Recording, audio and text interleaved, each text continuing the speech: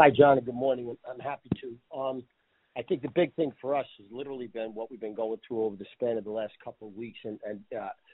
Before I even begin with that, I want to mention I want to be able to thank Billy at Louisiana and the entire community and school for helping us out. They actually had put together a food-type drive for us. And there was enough there that we weren't able to even bring all of it back home on our tractor trailer.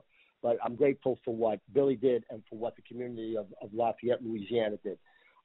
With regard to us, we just when we finished the game on Saturday, we got in about 3, 4 o'clock in the morning. We are still in evacuation mode. We're working out of a hotel. We're working out of practice. We're practicing in high school fields. Not sure what we can do as far as indoor stuff goes. Not sure what we can do with regards to strength. High school's got their own schedule, so we get juggled around as far as that goes.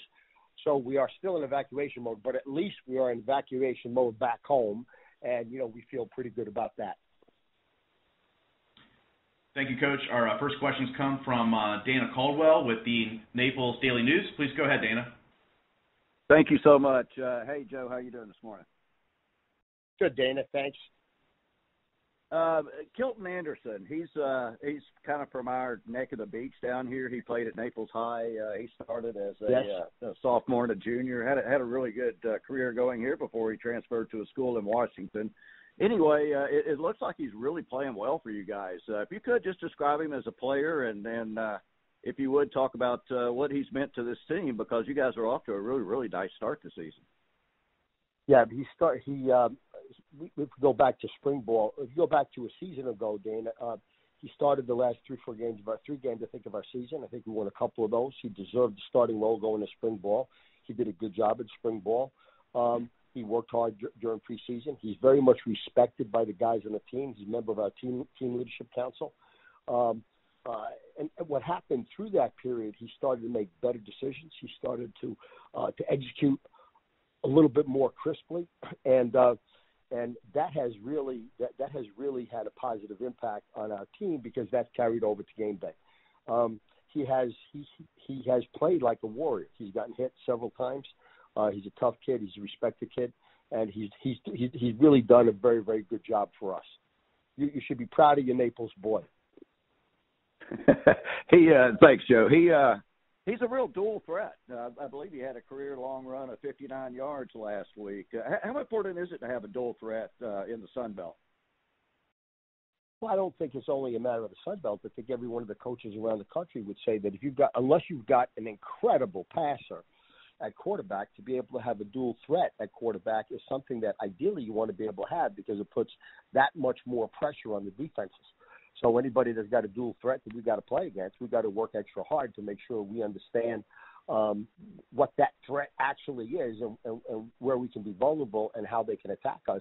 Well, that'd be the same thing the other way around. So that's not unique specifically to Coastal or the Sun Belt or to Kilton. But ideally you do want a dual threat at your quarterback spot.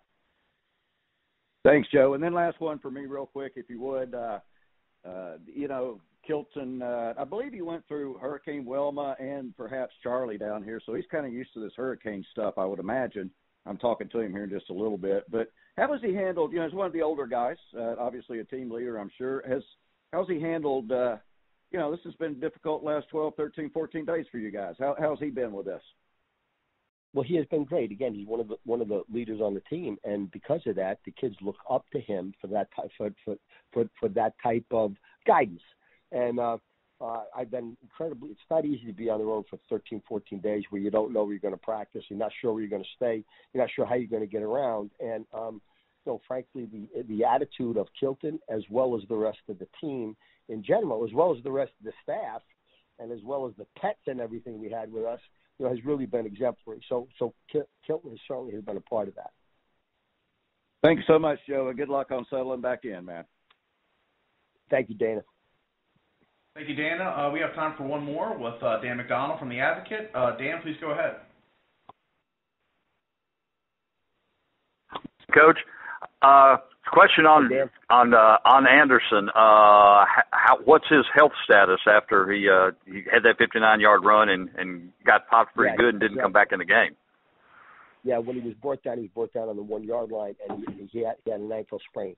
So we put him in a boot right away and was up around it. He got treatment that evening, got treatment the next day. So he'll be a question mark as far as Saturday goes, but I think we'll find out where he is on Thursday. It's not that serious, and he might very well be able to go, but we'll have a better answer for that Thursday. Appreciate it, Coach. Thanks.